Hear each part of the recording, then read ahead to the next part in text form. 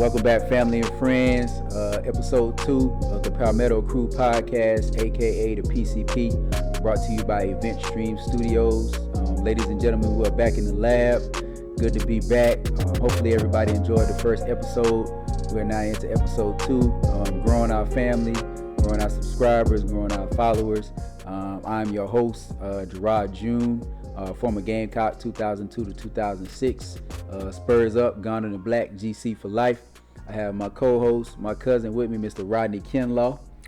Like my cousin Jerod said, welcome back. Glad to be here again. Rodney Kinlaw, Penn State, 2003 to 2007, running back, Stratford High School. So just glad to be here. Just make sure you follow us as well. You can find us on Twitter, YouTube, and Instagram at Palmetto Crew. And also, if you want to send in emails, you can find us on palmettocrew@gmail.com. Any comments or any questions you want to ask, make sure you send it in to us. All right. So we got some exciting topics here for you today.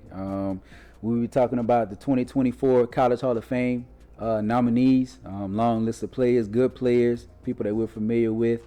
We'll be talking about the NIL, the impacts on college football, kind of our experiences with financial side of college football and the NCAA, and really the overall impact of the NIL and what it means to these young men this day and age, and how the whole process got started, get some history and backlog behind the NIL as well. So once again, it's good to be back. How you feeling today, Cuzzo? I'm feeling good. It's been a good week. Can't complain. Here with you, just here breathing, so it's good. Can't complain. Definitely. So I talked to a guy that I work with. I thought it was funny. I asked him how he was doing. He said any day above ground, any day vertical is good. So as long as you're not horizontal, that's a good day. So Yeah, he's right about definitely that. blessed to be here. Good past week. I want to give a shout out to Coach Don Staley with ladies Gamecocks women's basketball head coach. So we had an alumni event. Hopefully you all saw it on social media. She came out, spoke to some Gamecock alumni near the airport in College Park, and we got to see Asia Wilson, the Las Vegas Aces, and spent really had a big Gamecock weekend this weekend. So that was pretty hype. Had a good time with that. So not to talk too much, not to over talk it, we're gonna get into it. So our first topic of discussion here tonight is the 2024 College Football Hall of Fame. We have a long list of guys that are nominated. So if you haven't checked out the College Hall of Football Hall of Fame in Georgia, it's downtown off of Marietta Street. It's a great experience. They incorporate all the high schools. It's really a great experience. Definitely get out and enjoy that. So let's talk about the 2024 nominees, long list of guys. So Ron, we've seen the list. We've been talking about it for the past week or so. So if you can kind of give, an overview of some of the names, and then we can get into detail about some of these guys and our thoughts on them. I would say just looking at the list, some of the guys that we know growing up, especially start off Atlanta here, Michael Vick. So one of my favorite players, just growing up, the way he changed the game as a quarterback. We got Randy Moss, another one that changed the game as a receiver. Even now, kids still saying somebody got Moss. So just having that name. Some other guys on there, Eric Bieniemy, running back, John Carter, Penn State, even one of my roommates, Paul Puzzlesny, and just seeing him in there, it's great to see, and he's somebody who really deserves just being with him and watching him, the way he was in college, and just his hard work and his work ethic, and I'll talk more about that as well, but yeah, great list of guys in there. Who are some of the guys you see in there, some of your favorites growing up? So, we came up in that era, so, Michael Vick to me was the Michael Jordan of college football, so Michael Vick definitely changed the game, the way he came in, and just with the speed. He was left-handed, had a cannon for an arm. He was able to run, and nobody saw anything like that really until Michael Vick came about, and it was just a phenomenon the way he controlled and took over the game of football. And really, I feel like he was ahead of his time. You look at Lamar Jackson, you look at Kyler Murray. Even Josh Allen being a bigger quarterback from that aspect, but just being able to run and being a dual threat quarterback. Mike Vick was just different and revolutionized the game. And like you said, with Michael Vick, my son, he's 11. He wouldn't know Randy Moss, if Randy Moss walked up to him and slapped him in the face. But every day, before practice, after practice, they're playing Moss. So you got Moss. I'm like, who's Randy Moss? Who did he play for? He's like, I don't know. I just know I'm supposed to jump over somebody and catch the ball. So you think about the impact that those guys had on the game. And the College Hall of Fame, they induct every year is 12 players, 2 coaches, So there's a lot of criteria to get in there. I think there's about 371 players now in the College Football Hall of Fame. But just, to have your name on that list is an honor within itself. And, to get in, that just takes it to another level. And these guys, the criteria to get in, I mean, it's strenuous. You got to make an All-American list. Your school has to nominate you. So there's a lot that goes into that, and we should not overlook those guys that don't get in. But, the ones that get in is just a huge accomplishment. So you being a former Penn State, Nittany Lion, the We Are, the blue and white. So just talk about Paul Posluszny, and the impact that he had on the teams that you played on, and what type of player he was, and what personified him as a player. I would say just Paul, he embodied what a leader was. We were roommates my freshman year, and Paul was the guy. You ever seen somebody just, you like, dang, this dude just outworks everyone, and just like he doesn't get tired, and he just focused. What's that movie, The Manchurian Candidate? Yeah. It's like they created him. I remember him all the time. He had the workouts. He was first. He was always class. He was first. Everything. He graduated with I think probably close to a 4.0. Very smart. He was also academic All-American. And just watching the way he handled himself, it encouraged me and the other players. So I would say he was a true leader. And like I said, he's someone who really deserves to be on this list. And even after Penn State, what he did in the NFL with the Jaguars, started with the Bills, got drafted second round. Played with the Jaguars. I want to say he retired 2017, 18. Okay. But yeah, he had a great NFL career, and he just did a lot. So he really embodied what Joe instilled in us at Penn State about the academics and just making sure you show up on time and be who you are and be a good person. And I would say, yeah, that's Paul. Okay. And then so, looking over the list, some of the names on here, we got Larry Fitzgerald, we got Marshawn Lynch, Terrell Suggs, Julius Peppers. From the coaching side, we got Larry Coker, who coached that Miami team that had all those draft picks on there and just loaded with talent.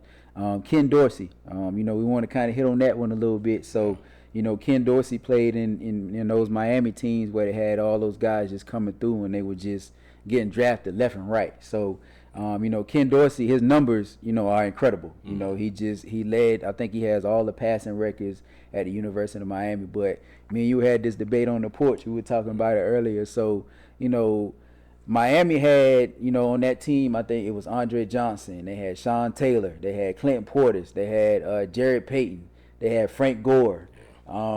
They had 38 players off of that team that got drafted into the NFL. So as far as, we had this debate, how much of Ken Dorsey's success should be accredited to him as a player, because it's hard to separate the two. So, do you discredit Ken Dorsey as a player somewhat or give him negative points because of the players that were around him and the players that were on that team? So just kind of give your thoughts on that. I told you, just to be honest, earlier I forgot Ken Dorsey was even there. I just remember, I'm always a running back fan, so I just remember seeing Frank Gore, just McGahee, and just seeing the backfield. But I would say just for him being that type of player and having those numbers, you have to have some type of ability. But can you do that with another team that doesn't have that same basically the athletics and the athletes around you and the linemen? Because you got to have the linemen to block for you. You can't do it by yourself. And a quarterback is a position where you have to have a team. It can't just be you. You have to have good running backs. You have to have good receivers. You have to have all of that. Yeah. And with him having those records, he has to have some ability. But can you put somebody else in that position to do the same thing or do better? Could you have put Michael Vick in that system at the time? What would that have looked like? Yeah. So it's kind of hard to say. The same thing we talked about last week with Emmett and Barry being behind two lines. Yeah. So I think, and sometimes the player they become those players because of what they had to go through as well, not having that type. So you just never know. Yeah. What do you think about it? So I look at it as Ken Dorsey went to the NFL. I don't remember him in the NFL. Mike Vick went to the NFL. Everybody knows Mike Vick from the NFL, right? So I feel like Mike Vick's style of play translated to the NFL because he could do everything. Whereas Ken Dorsey had to have that offensive line, had to have that support system to enhance his abilities. So when you look at the impact of the game and those players, you have to look at all of that. So, how did their game translate to the next level? Were they a plug-and-play player or were they a system player? So, and that kind of goes back to another discussion we had, whereas as a player, no matter whether you're high school, college, NFL, you have to be put in the right system to succeed as well. So from a systematic standpoint, you have to be put in the right offense. You got to be put in the right defense. If you're a zone cover corner, you got to be in a zone type defense, a zone scheme. If you're a man corner, I could put you in over here in the island and let you do what you want to do. Same thing with different type wide receivers. Can I put this guy in the slot? Can I put him outside? So you got to look at that too and how people's games translate based on their talent. But once again, Ken Dorsey has, I think, every passing record at the University of Miami. So exceptional player. But just a little debate we had, talking about different things. And I think it's interesting too that we had 2 coordinators on the Hall of Fame list. So you mentioned Eric Bieniemy. Yeah. He played at Colorado. I didn't know he was like that in college. I'm gonna just be honest. He was with the Kansas City Chiefs, and he just left and moved over to the Washington Commanders, formerly the Redskins. And then you have Kellen Moore, who was with the Dallas Cowboys as the offensive coordinator. So I definitely think that's interesting that you have 2 guys that are calling plays at the next level in the College Hall of Fame. So the way they played the game in college, once again, just seeing it from that lens and understanding the game and being able to explain it and teach it to other players, I think that's huge as well. We talked about Larry Coker. So once again, we're going to go back to that 2000, 2001 Miami team, once again, that had 31 players get drafted. So how important is it to have a coach like Larry Coker? He had all of that talent, but once again, do you give him the credit as a coach? Or you just say he was a good recruiter that was able to put together a collective of talent and win at the college level? I would say it goes both ways because coaching and recruiting is just in the same. You got to be able to recruit if you want to be a good coach, and if you don't have players, can you coach as well? So that shows something as well. Like when you didn't have those players, but he's the same type of coach. Yeah. So you have, like I said, you have to have the players, especially you have to have the 5 stars, just like. You see the Sabins. Then now, could you put Saban with a Jackson State? Could he win? Yeah. But he would have to do it. He have to, like, he's a coach. He would have to recruit. So you have to be able to recruit. You have to have the schools. So they have to attract the athletes as well. So even schools like Oregon and Nike and everyone wants to go there because of uniforms and especially they want the schools that have the best uniforms and the best access to things as well. And where they're placed at. Look at Miami. Who don't want to be in Miami? Yeah. So that draws a lot of attention as well. So it's hard not to be good when you have that much talent, especially as a coach. So it's not just the head coach. You have to have assistant coaches around you as well. Yeah. So it's not just the head. The head coaches get a lot of the credit, and they are the face of it. But a lot of the assistant coaches they're doing a lot of the lead work. Making sure the guys are in classes and things like that as well. So I think it's a whole team. So yeah, and then not to hop too much on that Miami team, but they had Randy Shannon as a defensive coordinator. Yeah. So heck of a coach. He has an impeccable resume as well. So great coach. So a couple other names on that list on the 2024 once again Hall of Fame and nominees, not inductees. Richard Seymour. So we are the PCP once again, Palmetto Crew podcast. Brought to you by Event Stream Studios. So Richard Seymour, shout out to Lower Richland High School, Columbia, South Carolina, right up the road from USC. So Richard Seymour, he did go to Georgia, so I can't be mad at him. He didn't go to South Carolina, but Richard Seymour up as a nominee as well. Some other guys, we talked about Marshawn Lynch. Terrell Suggs is on there as well. Another coach, Ralph Friedgen. Yeah. So we talked a lot about Joe Hamilton. That was our hometown hero last week. So Ralph Friedgen was the offensive coordinator at Georgia Tech when Joe Ham was there. So and they lit it up. They averaged something like 30 points a game, but the defense gave up like whatever they gave up. If they scored 34, they gave up 35. But we won't. We're not gonna talk too much about that. But Ralph Friedgen, they lit it up when they were over there at Georgia Tech. So. Just to kind of talk back, we'll switch back to Mike Vick. So I was looking at the criteria to get into the College Football Hall of Fame. So the college sports writers vote on it, and then you have the former members that are in the society that vote on it as well. So there is a citizenship component that goes along with the College Football Hall of Fame. So we know some people on the list that not exactly model citizens or may have had issues, but once again, everybody grows, everybody makes mistakes, nobody is perfect. So, everybody talked about it, everybody knows about the Michael Vick dog fighting situation. So, in your opinion, how much do you think the dog fighting situation will factor into Mike Vick going into the College Football Hall of Fame? I think it'll definitely factor into them making that decision, but I think also they'll factor in what he did when he came out, how he kind of redeemed himself, and he went to Philly, and he became more of a model citizen. So he's out here doing camps, and he's really changed it around. So I would say they would take that into account, but still, what he was doing was so terrible and harsh. It's kind of tough. So, and especially for people who love dogs, it was kind of hard to see that. And Yeah. it's bigger than football sometimes as well. But this is about college football Hall of Fame, so it's Yeah. they're gonna take in both into account.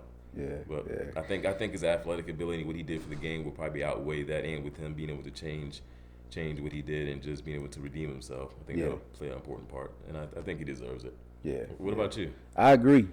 I agree. I mean, if you talk about redemption, you talk about somebody that grew, somebody that matured. So, I mean, to me, that's the ultimate, gratitude, or kind of like the finish line for Mike Vick in that whole situation with the dog fighting and everything culminating to the Hall of Fame. I mean, he revolutionized the game of college football. He went to the NFL, got drafted first, went to the Falcons, shuffled around after the whole dogfighting situation, but he made that situation right at the end of the day. Everybody knows he paid off his debt. He did everything that was asked of him.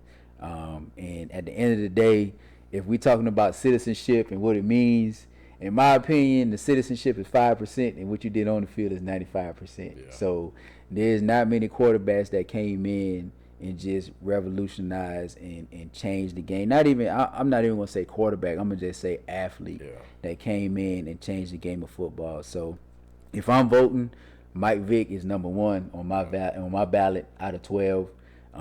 Randy Moss is number 2. Yeah.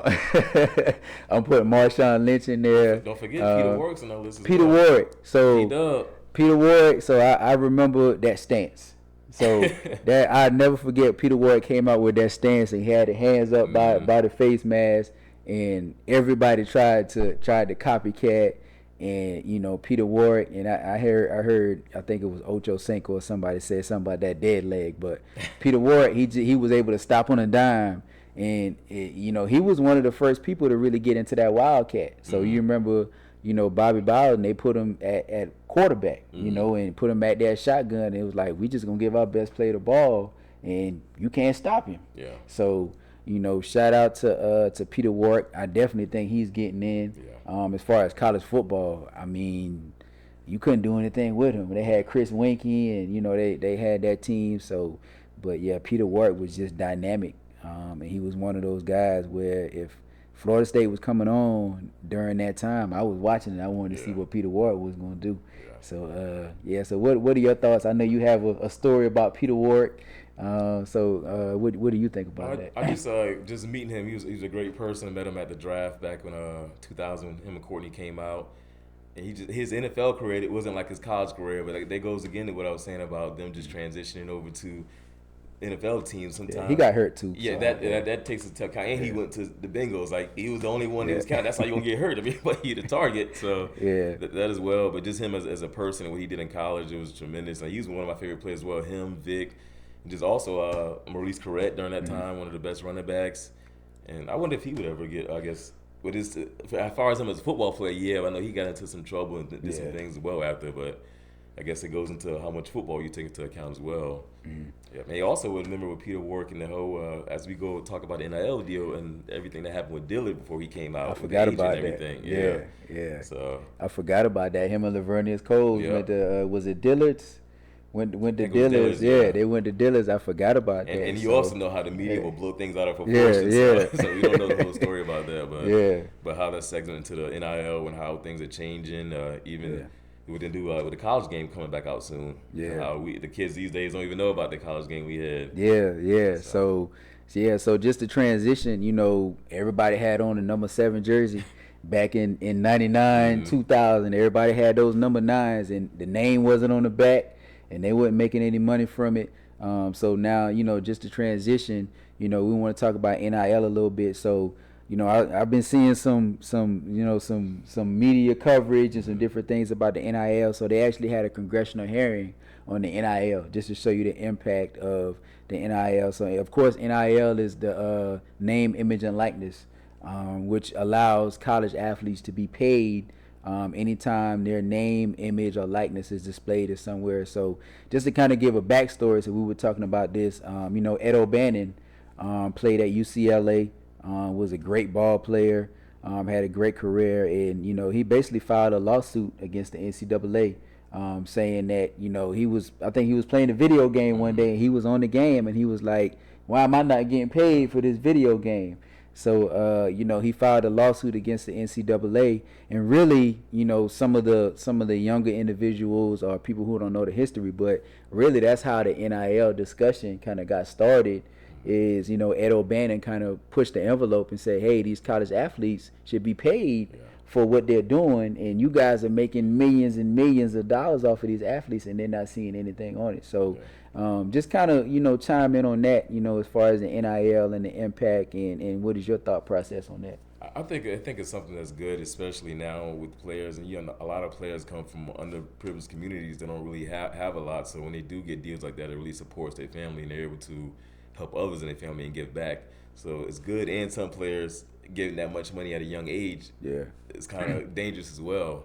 So I think they should have something where they could maybe figure out where to put it aside, or maybe give it to someone that's responsible in the family and things like that. But I think it does play a big part. 'Cause I remember even coming out, like on the weekends at Penn State, you get maybe $20, and you don't have time to work a job. So you can't really call home and keep asking for money. You in school, so you got to just stay focused. But just them having that access right now, I think is a big deal. Mm-hmm. But even I remember when we started getting the paperwork from the Ed O'Bannon deal, I didn't even know what it was, so I thought it was like some spam or something. At first I wasn't filling it out. Then I heard people start talking about it, and I started looking into it. Like, we actually gonna get some money for being on video games. So that is something. And they talked about the game coming back out, but they really don't want to pay, or they don't really want to pay the kids for that. So they kind of putting that on hold, so you know how that goes. Yeah. And we talked about it. So we're both 80s babies. So a lot of these high school athletes and these younger athletes don't know. Y'all play Madden all the time. There was a football game called NCAA football made by EA Sports. Mm-hmm. It's EA Sports. Yeah. It's in the game. It was college football. So they would have all the college teams on there, and they would have the players on there. And that's when you were first able to connect the PlayStation to the internet. Yeah. And you could connect it to we didn't have Wi-Fi at that time. We had dial-up, and you had to connect it with a cord that looked like a phone cord and plug it back into your laptop, and you could connect to the internet, and you could download the rosters online. When you downloaded the rosters, the players' names and numbers would show up on the NCAA football game, and you would have a rating that would be based on how you played. So I remember we was in Columbia.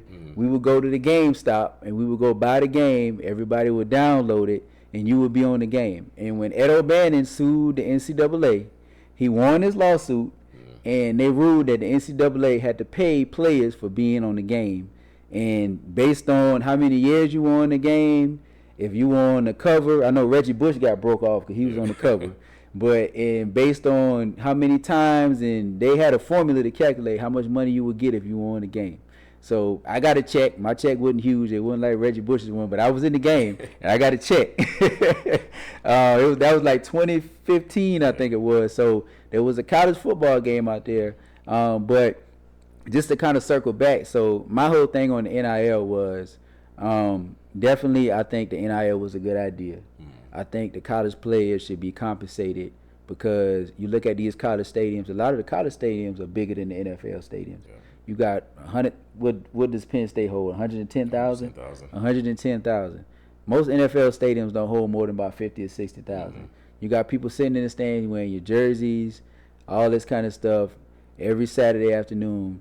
And just from our side, and this is no knock on South Carolina or anything like that. I'm just talking about the experience.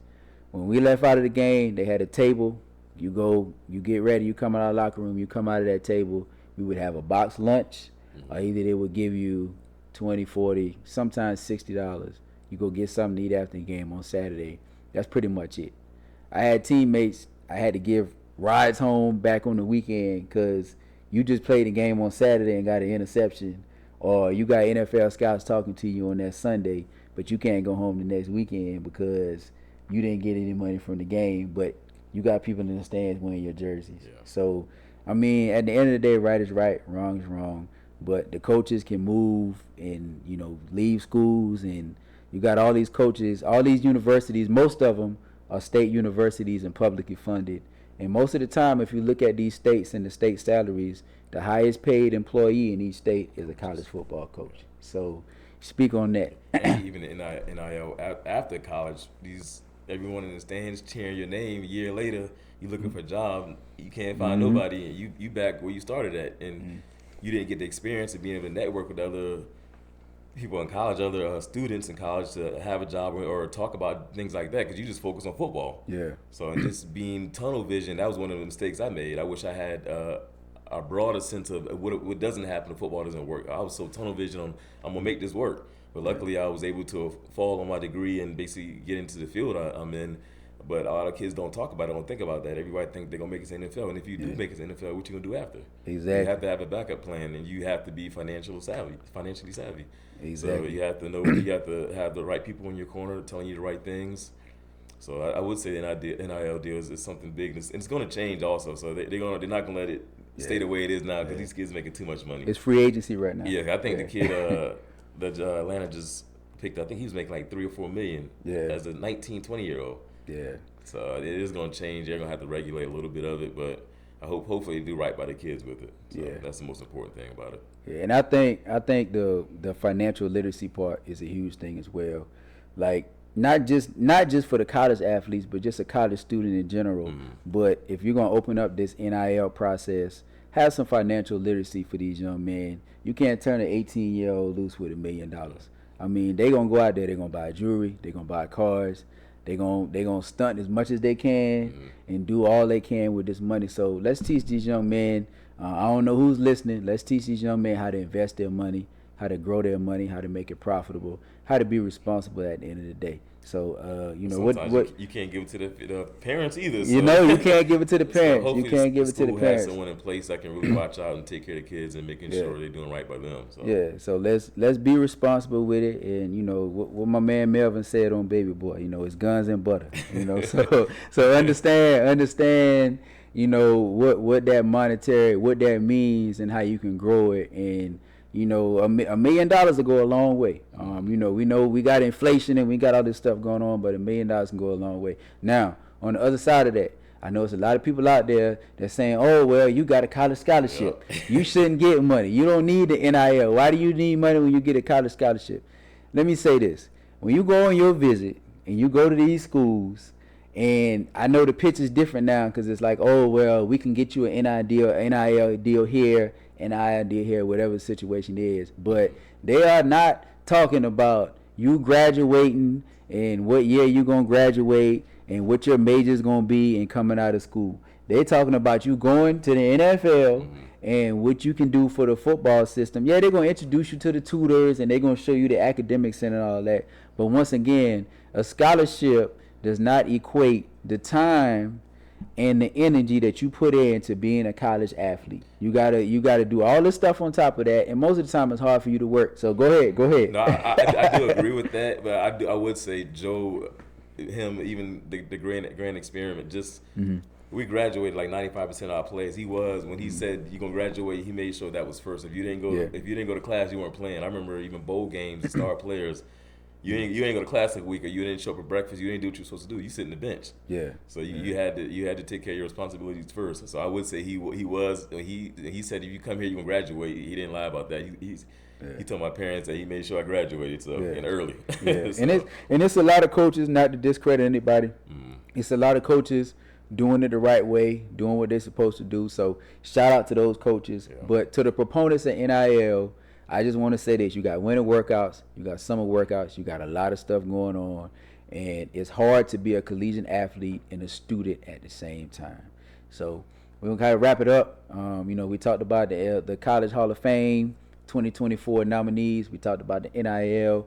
Once again, Rodney, tell them where they can find us at on social media. You can find us on Twitter, Facebook, and Instagram at Palmetto Crew. And also, if you have any questions or just want us to talk about anything, you can send us an email on palmettocrew@gmail.com. Yep, and we're going to keep keeping you informed, bringing you in. Thanks for joining the PCP, Palmetto Crew Podcast, brought to you by Event Stream Studios.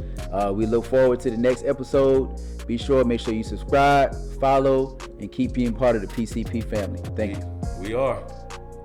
Spurs up.